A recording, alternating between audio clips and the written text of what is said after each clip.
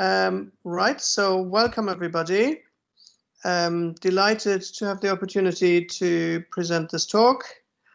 It's a co-production between myself, Kai Rabenstein from Anesthetics. I'm an associate specialist, or better known as SAS doctor, and Becky Akroyd, who after starting out a couple of years into medical specialty training decided to turn around and become a GP instead.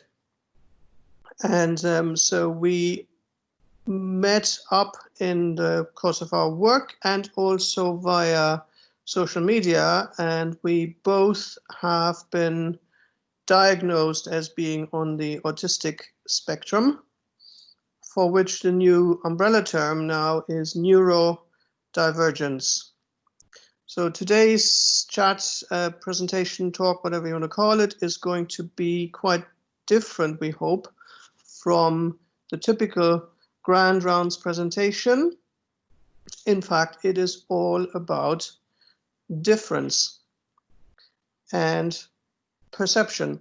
So the reason we chose this title slide image of of a brain consisting of two halves that look quite different, all cold science on the one side and all lovely colors on the other, is that it chimes in with a lot of what we will be talking about. And in talking about this, and in talking about an emerging and different perception of neurofunctionality, we need to keep one fundamental in mind at all times, and that is that we are all gifted with a brain which enables us to perceive the world. But because everybody perceives the world in a way that is unique to them, they then, human beings being what they are, tend to fall into the fallacy of assuming by default that everybody else probably sees the world as they do. And that is a fallacy that leads to a lot of problems in communicating. It leads us to make assumptions that are unwarranted. It leads to a lot of just barriers to proper understanding, and that is at the core of what we'll be talking about today. We also came across a number of greeting cards in a greeting card shop, and some of these seem to again chime in a slightly funny way with what we're presenting today. So we have interspersed our presentation with those at times, and we hope that they will lighten the atmosphere slightly. So let's just dive right into it. And you have to bear in mind that this is my first time using Teams to present. So I'm a newbie at this and things may go awry.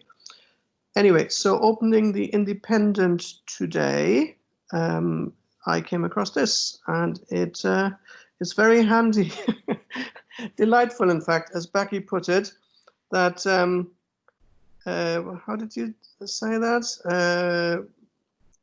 It's right, it was right on message. When the media is on message with one's own grand round on the day that we presented. So this is an article written by a medical student with a diagnosis of autism who came to medical studies with a PhD in astrophysics. Maybe not a typical autistic journey, but nonetheless quite to the point. And she basically says there's a lot of us out there, and please recognize us, please do not downplay us, please give us a chance, because we have something to contribute. And that is exactly what Becky and I are saying. So that was in the newspapers today.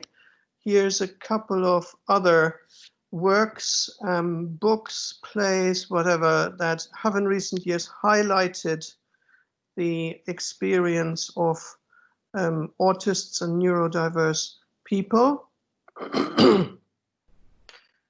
In particular, I want to pay tribute to Steven Silverman, whose book Neurotribes, published first in 2015, has been extremely successful and has promoted better understanding of neurodiversity, has now gone into its second edition. As you can see there, the title has visually been changed quite a bit. Temple Grandin, just to mention another one, is an autist who is professor in America at a veterinary university or school, and has been a leading voice in improving our understanding of, if you want to call it that, the emotional well-being of animals, and has been an advocate for autistic, high-functioning autists in the scientific world as well. So we're going to structure this talk around, first of all, defining what neurodiversity is, in contradistinction to NT, which stands for neurotypicality. There are lots and lots of categories or subcategories of neurodiversity, and as you will see, there's a significant overlap between them, which complicates the overall picture. The question is, how widespread is this, or in Steve Silverman's parlance, how big, how large are these non-neurotypical neurotribes, which we will refer to? How do neurodiverse people, whether they know they are neurodiverse or not, cope in a neurotypical society, and what are the limits that they come up against in coping with it? How can they be diagnosed and supported better? Might it be true that it is misleading to look at neurodiversity as an outright disability? Again, neurotribes. There's an argument to be made that neurotypicality is simply the largest of the tribes that imposes its understanding of the world on everybody else. So others not necessarily being objectively disabled or weaker, but simply that only seen through the prism of neurotypicality. And it's probably the next budding equal rights movement. We will come to that in a bit. So autists are, high-functioning autists, that is, are prone to overthink things quite a bit. But that aside, there is a famous theory put forward by Howard Gardner's book on multiple intelligences, and this is another useful way of looking at thinking. That the intelligence isn't a single thing, that there are different strands of it, different foci, and different neurotribes may be more or less enabled in looking at these different functions. So technically, the definition is a neurodivergence is a functional neuropsychological reference framework that is different from the neurotypical. The neurotypical being considered the societal norm or standard, by dint of it having the largest number of members in that neurotribe.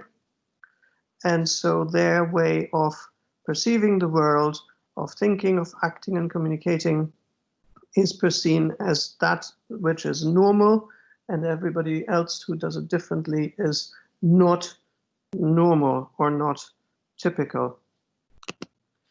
There's an image here that references the various subtypes of neurodiversity. Some of these are purely functional, such as reading, writing, calculating. Some are more into ways of perceiving the world and thinking, ability to concentrate, and so on. You can see that there's a large overlap right across, and that makes diagnostic certainty quite difficult. That also means that studies and the scientific view of it evolves constantly, and prevalence numbers and so on are seen to be changing constantly as our understanding of diagnosis and differentiation and differential diagnosis evolves. There's interestingly also increasing evidence for a higher prevalence of autoinflammatory and connective tissue disorders in neurodiverse people compared to neurotypical people. So there may be a genetic linkage of some kind. So how many neurodiverse people are there in medicine? Well, the answer is uncertain, but probably quite a significant minority. The studies done about this have been few and far between and disagree with each other, but it's likely that there's a large underdiagnosis for a variety of reasons. You have to admit that getting into medical school, graduating from medical school requires a very high degree of neurofunction. And so high functioning autists tend to be quite brainy and quite good at the textbook knowledge aspects of it, and tend to do very well in getting into medical school. They generally experience problems more afterwards when in the working environment in the real world. And also there's a large uncertainty around the gender balance within neurodiversity. And of course, because it's still seen as a bad thing, if you want to call it that, there's a big barrier to recognizing one may be on the spectrum and seeking a diagnosis. In which way does it manifest? Does it affect us? Well, this is affected by the understanding of autism and neurodivergence, and that in itself historically has been quite biased by different traditions. In the German-speaking world, Hans Asperger in Austria in the 40s elaborated this initially, and he was particularly interested in and fascinated by the very high functioning autists, the autistic savants, and so on. He called them his little professors. And so in the German-speaking world, the autism, the term, has initially traditionally been wrapped up with very high functioning autism, whereas in the English-speaking world, Leon Kanner looked primarily at the opposite end of the functional spectrum, at the hardly functioning at all, severe autists. And so in the English-speaking world, autism has been wrapped up in an understanding that these are people that barely function in modern society and are a great difficult to cope with for both their families as well as everybody else. So different language regions have actually had a different understanding of autism to begin with, and that's only gradually changing. Insofar as autists and neurodiverse people have successfully joined the working population, they often feel different, isolated, odd one out. They often get involved in disciplinary proceedings, and when poorly supported, they clearly do very badly in the working environment, whereas when well supported, they can actually be extraordinarily productive. And that has been seen, for example, in the Manhattan Project historically, and in more recently banks and other institutions, including the Israeli armed forces, who actively recruit neurodiverse people. I want to hand over to Becky for the main body of the talk in a minute, but we both felt that Hannah Gadsby, an Australian stand-up comedian, really puts it very well in a nutshell when she describes how she herself discovered that she was autistic. So this is a 3-minute clip, and Becky will carry on after this. Have I lost control? My thought process is not linear. I'm a visual thinker. I see my thoughts. I don't have a photographic memory, and nor is my head a static gallery of sensibly collected think pieces. It's more that I've got this ever-evolving language of hieroglyphics that I've developed and I can understand fluently and think deeply with, but I struggle to translate.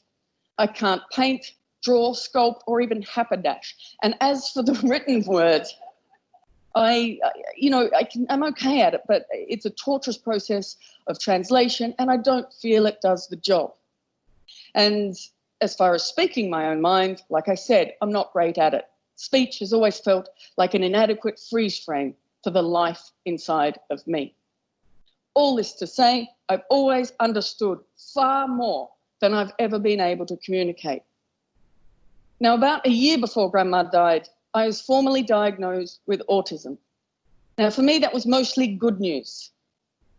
I always thought that I couldn't sort my life out like a normal person because I was depressed and anxious.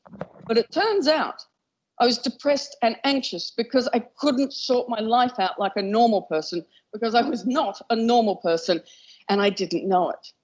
Now, this is not to say I still don't struggle. Every day is a bit of a struggle, to be honest. But at least now I know what my struggle is. And getting to the starting line of normal is not it. My struggle is not to escape the storm. My struggle is to find the eye of the storm as best I can. Now, apart from the usual way our spectrum types find our calm, repetitive behaviours, routine, and obsessive thinking, I have another surprising doorway into the eye of the storm: stand-up comedy.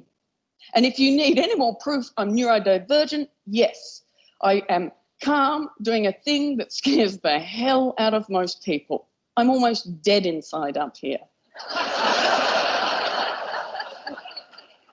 Diagnosis gave me a framework to which to hang bits of me I could never understand. My misfit suddenly had a fit, and for a while I got giddy with the newfound confidence I had in my thinking. But after Grandma died, that confidence took a dive. Because thinking is how I breathe. And in that grief of thought, I could suddenly see with so much clarity just how profoundly isolated I was and always had been. What was the purpose of my human? I began to think a lot about how autism and PTSD have so much in common, and I started to worry because I had both. Hannah Gadsby there, beautifully articulating the experience of autism. I highly recommend, she's got a comedy show on Netflix called Douglas, which is very entertaining and talks quite honestly about what it's like to be a woman on the spectrum. So I'm going to talk a little bit about how we cope in society, neurodiverse people. And one of the main ways can be likened to a cat pretending it's a dog all day. Social masking, acting, pretending you are in inverted commas, normal. And this may be conscious, a deliberate process by which someone puts on their mask, goes out to work and tries to fit in, or it can be unconscious, often as the result of bullying or teasing or previous misunderstandings. But it can also mean, particularly for women, that signs of neurodiversity and opportunities for diagnosis are missed. Like it or not, there is a gender expectation that girls are going to be sociable, and it's often that leads to their diagnosis, both of autism and other forms of neurodiversity, being missed. But as with a cat pretending to be a dog all day, it requires a significant effort to sustain. It is emotionally and mentally fatiguing, and can often end with the neurodiverse person coming home and collapsing in a little heap on the sofa with the cat. Many neurodiverse people will use their annual leave days, their weekends, in a cocoon of isolation, just trying to recuperate or to cope and gain back the energy they've already expended. And this then means that situations of increased social interaction, the chat over a tea break, the drink after work, nights out, family events are generally dreaded and avoided, which means that neurodiverse types will end up with an antisocial label or the reputation of being unfriendly, both of which just aren't true. So this was a study done on people, adults who did not have a formal diagnosis of autism, but were all believed to be on the autistic spectrum, showing that there are a range of ways in which we present to the world through masking, compensation, decompensation, accommodation. And up in the top corner, you can see 8 spoons. And this is a metaphor that's often used for people either with chronic illness or conditions that mean that they expend energy. Each spoon is a unit of energy. So say you have 8 for the day. There's 1 for your breakfast in the morning, 1 to get the drive to work, 4 to work through work, 1 for the chat that your colleague decides to have, the small talk, 1 to get your dinner, by which time you're out of the spoons, and there are no more left for the after work meeting or the social event. This is just a little funny slide that we enjoyed, that sometimes we pretend to be normal, but it's boring. So how can you spot your neurodiverse colleague? There can be a number of ways in which they may present. Frequently, it can be the trainee in difficulty or a number of workplace issues. Particularly autistics will avoid direct eye-to-eye contact and may have difficulties with teamwork, although it should be highlighted that studies have shown that if the communication is neurodiverse, the communication runs beautifully. If it's neurotypical, it runs beautifully. The difficulty comes when the communication is between neurodiverse and neurotypical. They may also be very orthodox and follow rigidly the rules that are laid down, be they spoken or unspoken, and will do things because they should be done, such as telling the truth or whistleblowing, where a neurotypical would recognise that this may adversely affect politics in work, or may decide that that would be suboptimal to do at that time. The neurodiverse will still, as it says there, talk truth to power. And within medicine, there's still very much the hierarchy, and that is not always taken into account when making a statement or whistleblowing, which can then lead to sanctions. Neurodiverse types can often have what's known as hyperfocus, excessive task focus, and can do one task incredibly well. So rather than being the jack of all trades, master of none, they are the master of one trade and can struggle with multitasking or shifting focus between tasks. There may also be sensory difficulties. For the autist, they may struggle to hold a telephone conversation because they have developed a way of looking at every single aspect of someone's behaviour to know when it's their turn to speak, how to interact, and without the face-to-face contact, it can be very difficult. This coupled with auditory processing, which means that the words that people are saying may go into the ears but not always be fully understood without, for example, subtitles or being able to lip read, can make telephone conversations quite tricky and stressful.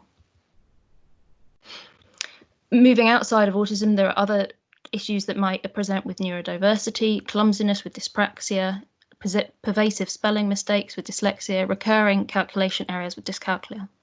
And often the first time that many trainees will discover that they are neurodiverse is failing a Royal College exam, particularly those which have a large volume of reading and very quick need to write or select answers in a very limited time.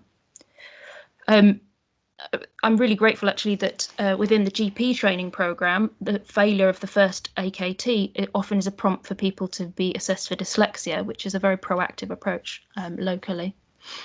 They may also be the people who suddenly just vanish from the ward, and this can be an anxiety thing or a meltdown, or everything has just got too much. They need 5 minutes just to isolate and keep themselves away from everything. And you'll notice also there the word stimming. This is a word describing repetitive behaviours that people use in order to calm themselves. In children with learning disabilities and autism, that can be often very whole body flapping or repetitive jumping, but in adults and those who've learnt to socially mask, it can be more subtle, the fidgeting with a piece of jewellery, the drumming of the fingers on the table, the jiggling of the leg, all of which is an attempt to calm the nervous system to allow focus. And as Kai mentioned before, there seems to be an association with other connective tissues conditions such as hypermobility and autonomic dysregulation. But like a cat pretending to be a dog all day, you're still a cat. And so neurodiverse life can be hard, and there is a very high incidence of comorbid mental health problems. I should have mentioned earlier, there is currently a shift in how we understand male to female ratios. Asperger initially didn't believe that any women could be autistic or suffer with Asperger syndrome.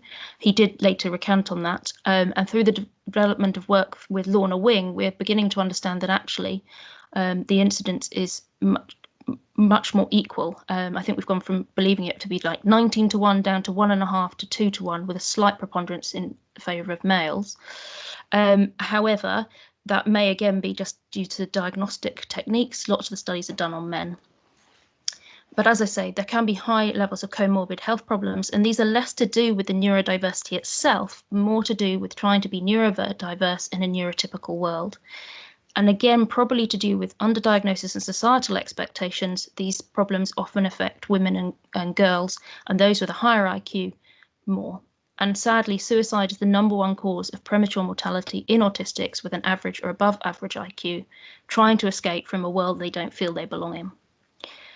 There is also a high incidence of both bullying and abuse, i.e. being the victims of such amongst neurodiverse.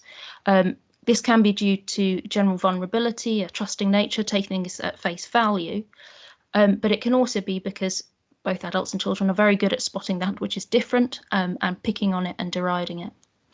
And forming and maintaining relationships can be difficult. It's hard enough when you're both speaking the same language, but where one is neurotypical and one is neurodiverse, communication can be tricky. And with the different quirks of neurodiversity, that doesn't always make for an easy relationship either. So this little picture, I do not like the cone of shame, just is a slightly tongue-in-cheek feeling of how it's very obvious that something is wrong, and it can feel shameful.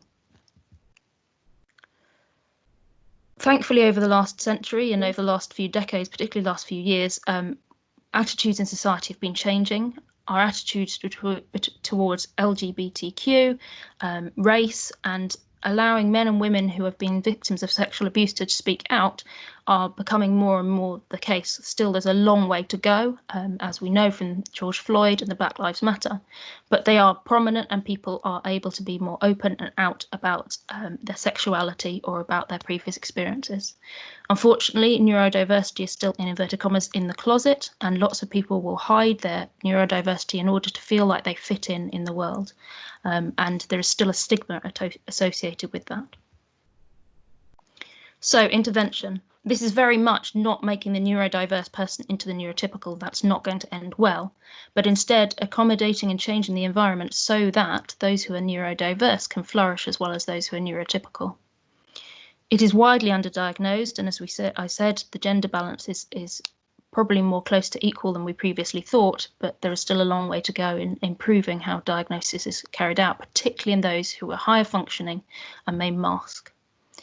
And individuals with neurodiversity will often struggle socially in the workplace. There would be a disproportionate number of workplace disputes or disciplinary actions.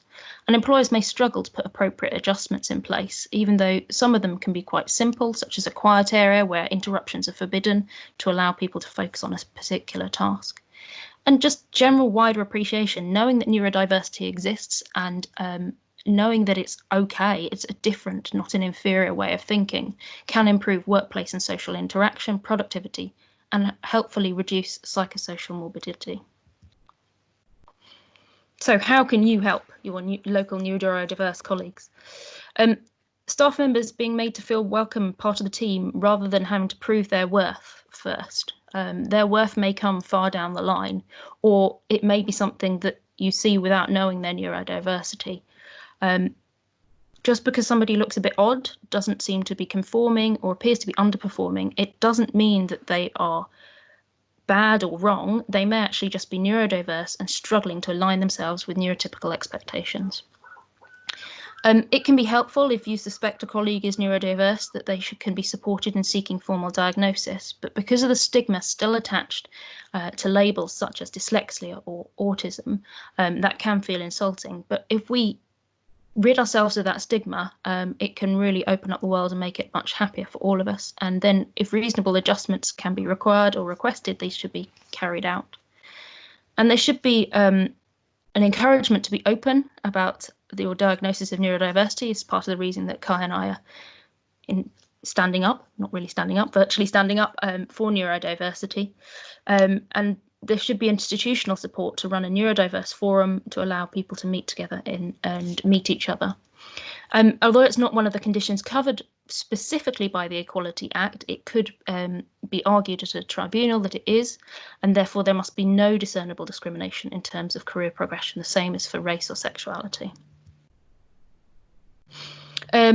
Doodle Beth Wilson is a cartoonist who is on a number of different social media forums describing her experience in neurodiversity. Historically, the puzzle piece has often been a symbol for autism, but that is now being rejected in favour of the rainbow-coloured infinity symbol, representing the broad spectrum of different neurological differences. And just before I hand back to Kai, this is a slightly tongue-in-cheek pushback from the neurodiverse types asking who is really disordered. So do have a little read.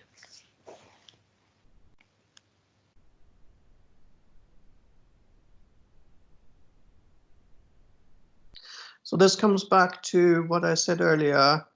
It is perfectly natural that every individual should expect as a default assumption that other people are like them and see the world like them, which then means they really pick up on the ones that don't. And the relative sizes of the neural tribes, NT and ND, means that the bigger one, the bigger tribe, determines the rules, and the smaller tribe, need to somehow cope with that. We're hoping that that will gradually change towards a fairer society. So this slide tries to highlight some of the ways and some of the areas in which neurodivergent and neurodiverse people tend to shine, because it gives their particular talents better scope to be displayed in full. And these are all areas in which one has to go in depth into something. So attention to detail, hyper focus are very useful in these areas. And that's where the super specialists shine. And that's why things like I mentioned before, the Manhattan Project or cryptanalysis, for example, tend to be undertaken on the theoretical side by teams that probably are 90% autists. I've recently been to Bletchley Park and it was very clear that the drivers there were probably autists, most of them. This is a recent publication by Shirley Moore and others. Shirley Moore basically came out of the closet and said, I've been diagnosed autistic, I am a doctor, this is what my life is like, and has blazed the way in that. And we're hoping that more and more people will realize and find the courage to stand up and say, yes, I'm neurodiverse and proud of it, because I can't change it anyway. This is what I am, and this is how I can be useful to society and to my profession. In the last 2 years, a number of social media forums have sprung up and spontaneously. And there's 3 Facebook groups at least, one of which is international and one of which seeks to engage and involve so-called neurotypical allies. And they've all been very active, and Becky and I met through one of those, and very mutually supporting of members, and been a boon basically to members with WhatsApp offshoots, and a couple of autistic doctors also outspoken on Twitter. This is probably the most famous artist currently, who nobody can deny has had an enormous influence on the world we live in, and will continue to do so, and has blazed a trail right from the start, regardless of barriers, and is to be thoroughly admired. These people have never been formally diagnosed in their lifetime, but pretty much tick all the boxes in retrospect, and clearly have made enormous contributions to the world we live in, and it would be poorer if they had not been given a chance to shine. This is from a relatively recent meeting under the auspices of the National Autistic Society, where Dr. Stewart made the point that, like many other conditions and disabilities and whatever, neurodivergence and autism must be approached involving, engaging, and supporting the people that have this diagnosis. To do anything other would be outright discrimination. So don't talk about autists and neurodivergent people without their involvement, unless you want to out yourself as basically a bigot. This is just to remind you that there is an increasing number of events and organizations popping up, green shoots, so to speak, of high-functioning autism and neurodivergence finding its voice, being heard, being included, organizations making themselves into a much more ND-friendly environment. So if you look around, you will see some of these, more of these popping up all the time. And yeah, hopefully the world is slowly changing. So that's pretty much the end of our talk. We would invite questions, comments, anything else. You can either ask questions verbally or using the chat function if you don't have a microphone. Becky, can I start, and Dr. Amani? Oh, hello. Can you hear me? Yes. Yes. Yeah, thank you very much. It's excellent talk. Very good that you've raised this issue. As you said, is not very much in the main domain and people don't know about it. I just want to touch upon one of the practical points, is that as a foundation lead, last year I had around 70% FY1 declaring dyslexic and around 17% FY2 declaring dyslexic. And I think the most important practical point for me or all of our clinicians is consultant included, is that we should be able to aware of this sort of situation, or is this sort of doctors in difficulty, for example, if they get into the wards. And I've got lots of examples which previously we probably missed them. I think they were sort of brought us to attention, or difficult doctor, can't do the ward round properly, very disorganized, hangs around like very long time in the wards, and is not a good doctor. And I think being aware that that person may not even himself be not aware of having dyslexia, it is very important that we should think about this possibility, why he's not performing well at a workplace. And in fact, one or two doctors, which we later on picked up because they were sort of failing an exam, as you said, and then when we referred him to free assessment in London, they turned out to be quite badly dyslexic and apraxic as well, a lady, one of the FY1. So my point is that perhaps we all clinicians should be aware of this sort of situation. If you see any doctor not performing the way we'd like him to perform, and not sort of the usual normal type doctor, consider this possibility. The good point is that rather referring him to training difficulty and GMC, we can actually do something about it and get him assessed and provide all the support necessary to keep going.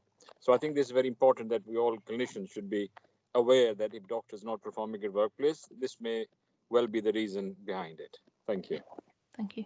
Thank Dave, you very you've much. got your hand That's well worth noting. And again, it harks back to what I said at the very beginning, the limitations of our worldview, because we only have our own experiences to fall back on. So the dyslexic example is actually a very good one, because you emphasize that by and large the dyslexics cannot see their own mistakes made in writing, for example, in written expression, because to them the misspelled word does not look misspelled.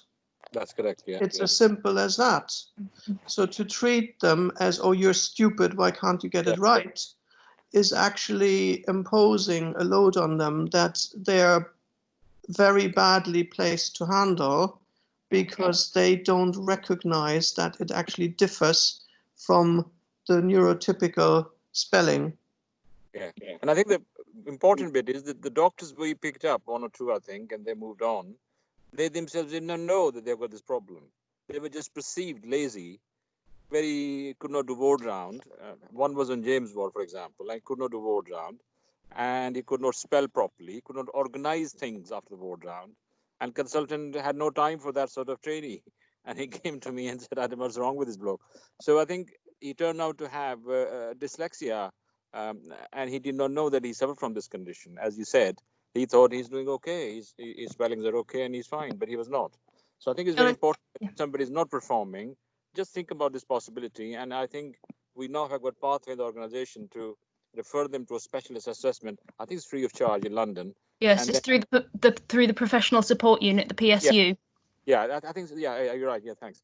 And I think then you can have assessment, and then you can have all the necessary support from the organization to move on.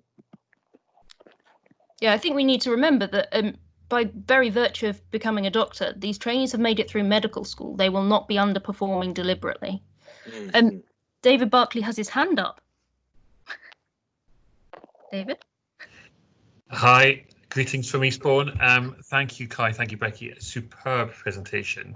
I just want to build on that last comment by Dr. Ramani, because when I was listening to that, I was taken by, what if the senior consultant actually is an undiagnosed neurodiverse and is functioning in his own way or her way for a long time, at a time when we didn't talk about these things. So I'm just wondering, with your extensive reading into this and the concept of coming out as neurodiverse, presumably the older you are set in your ways, the harder it is. And is there any way that we can look at more senior colleagues? I think moving forward, we will support doctors in training better because of the awareness that you've talked about.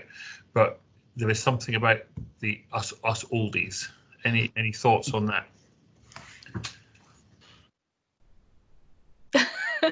Some silence.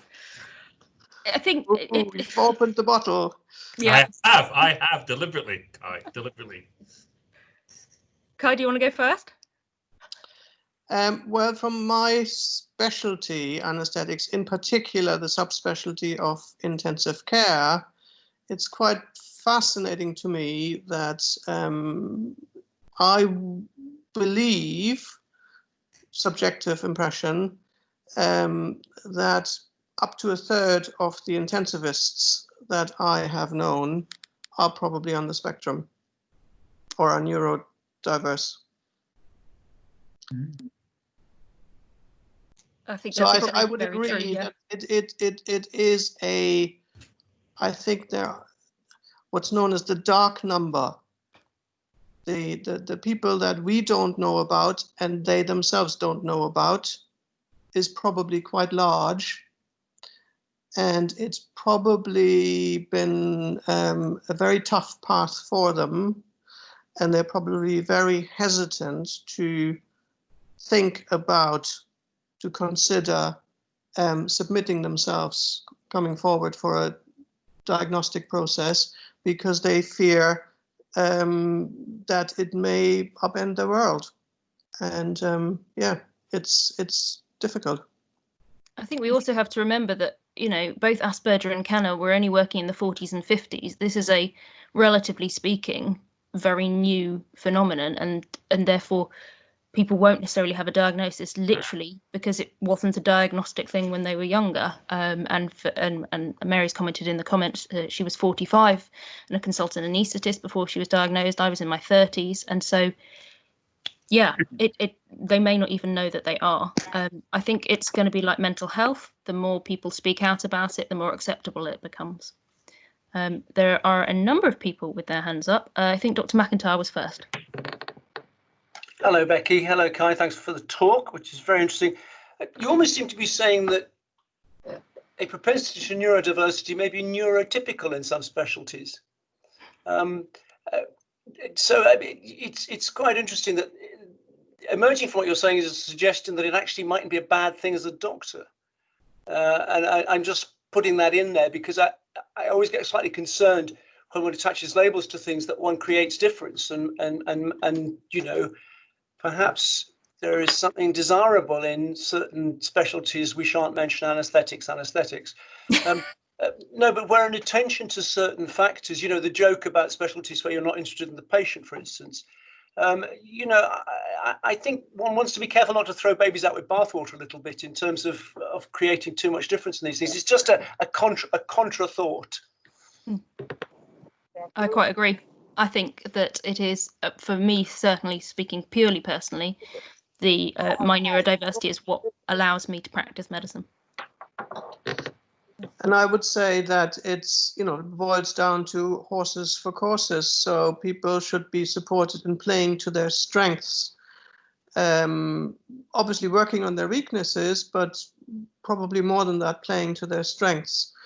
And so it's an ongoing, constant discussion on the neurodiverse forums amongst medics. What specialties might be easier to not so much get into as to survive in and do well for neurodiverse people. And yeah, so this is it's a constant topic of discussion. There's a comment in just in the questions before I come to the other people with raised hands. How much of cultural diversity contributes to neurodiversity? And that's actually not something we touched on at all in this presentation, but it's probably very, very true. That neurodiversity spans across cultures, but actually there will be neurodiversity between cultures. We culturally will all have different ways, different things that are considered polite or rude, and societal norms within that. So there is a degree to which cultural diversity will be a part, but even within a culture, the definition of things like of various neurodiversity is that you are not part of the neurotypical culture for that culture. That was a lot of saying the word culture in one sentence. Sorry. Yeah, it's very much to the point. I mean, jokingly, it's almost sort of proverbial joke that, how was Hans Asperger as a Germanic Austrian ever able to pick up on that, because the Germans and the Austrians behave much in that way anyway. And that's partly explained, as I said, because his fascination and focus was really on the extremely high performing autistic savants type of thing. But also in Britain here, Professor Baron Cohen in Cambridge, who is probably the leading British expert on autism, has often been criticized for oversimplifying the matter in public statements by sort of suggesting that being autistic aligns reasonably well with being a typical male. So yeah, this is another ongoing discussion, and yeah, it will just run and run. I think Dr. Kankam has his hand up, please.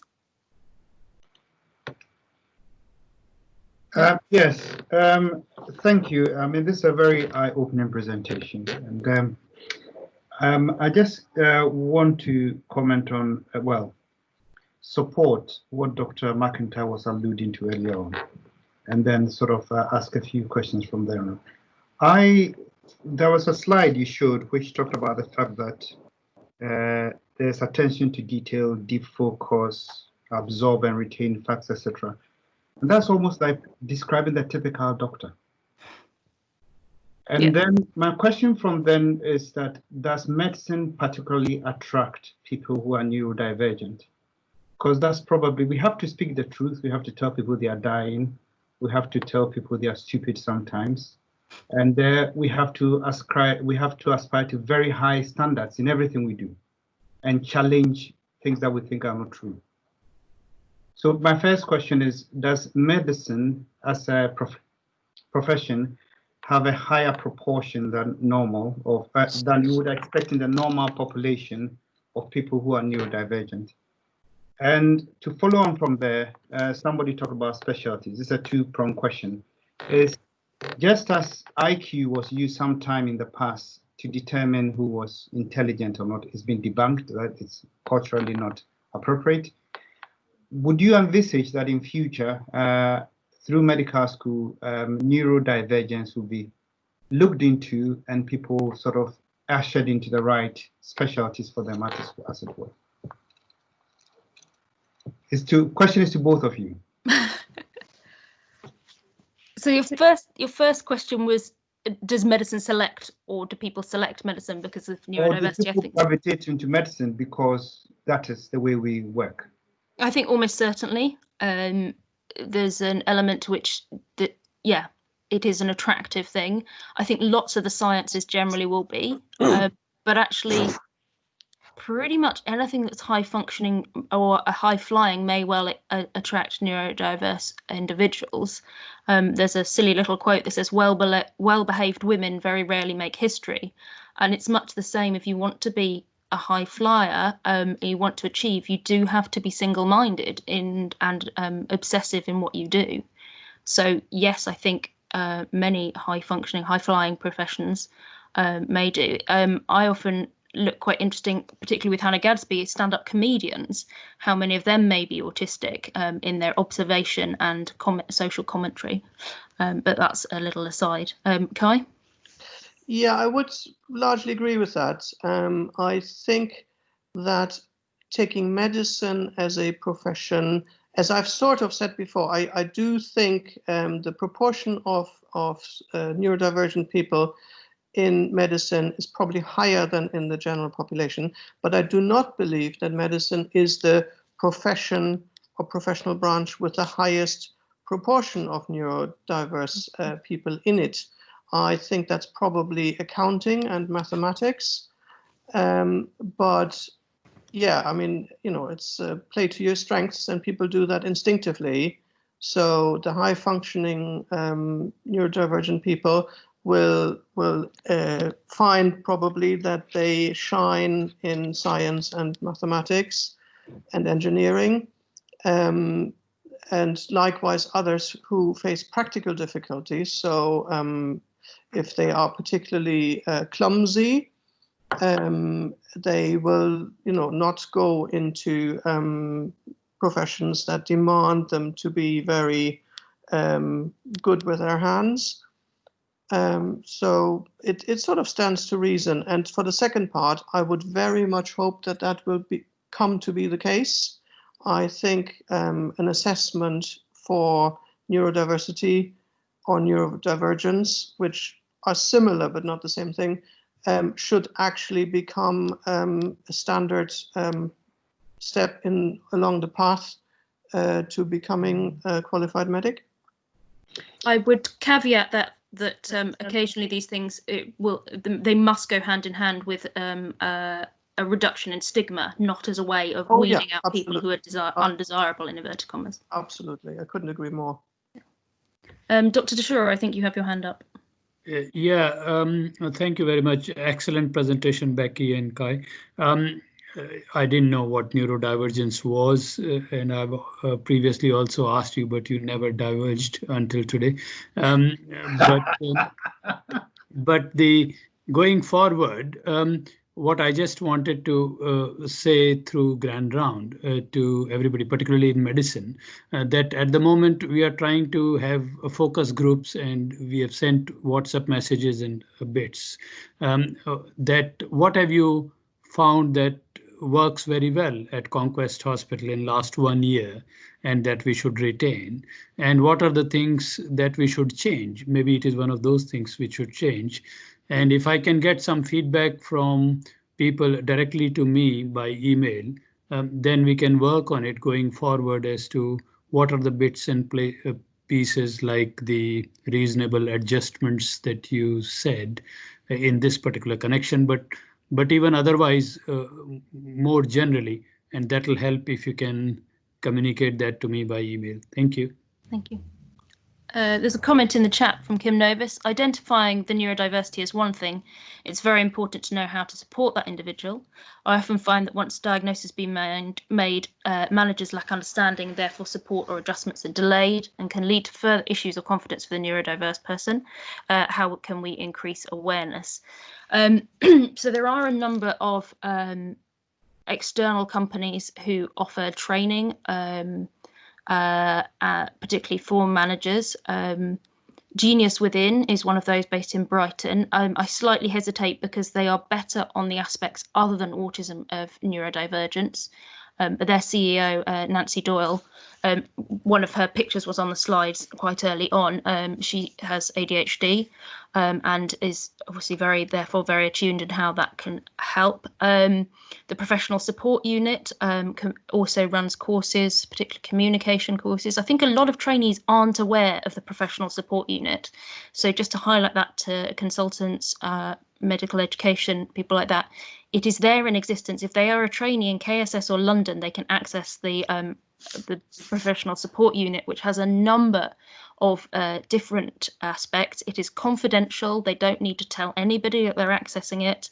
There's coaching, there are courses, all sorts of things there available, and can be very, very helpful for the neurodiverse person. And occupational health. Sadly, Dr. Slavin has left, but was very, very helpful when I was working out what reasonable adjustments I would require. But yeah, those I think would be the main three. We're using the external organisations, and actually one of the big reasons that Autistic Doctors International and a number of the other Facebook groups were set up was initially as support, but now we are trying to move into an advocacy role and hoping that we can increase understanding and awareness. So reach out to us. We're more than happy to offer support, and just knowing that there are other people out there like you is just amazing. So the Autistic Doctors International has just been amazing for me to know that I am not as weird as I thought I was. And I would fully agree with all of that. And also it's actually got me thinking that this presentation today should probably be offered also on the non-medical side of the organization. So I think Becky and I would be very happy to either adapt it or simply rerun it for the administrative side of the trust, because surely they will also be in exactly the same boat, because they will also have employees that are neurodivergent and either know it or don't. Yeah.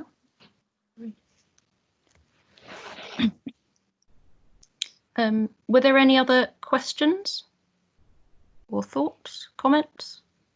We are 2 o'clock now. David commenting, don't forget neurodiverse and neurotypical nurses. Absolutely. Neurodiversity is not limited to doctors. There will be neurodiverse types across the allied health professionals. Absolutely. Brilliant. Okay. Thank you all very much for joining. Kai, did you have anything else you wanted to add? No, yeah, I would also, again, re-emphasize that it applies across the board to all areas and specialties and professional disciplines. And yeah, the more interest we generate and the more awareness we raise, the better. And thank you all for taking part. Thank you. I think I'm now going to end the meeting. Goodbye. Goodbye.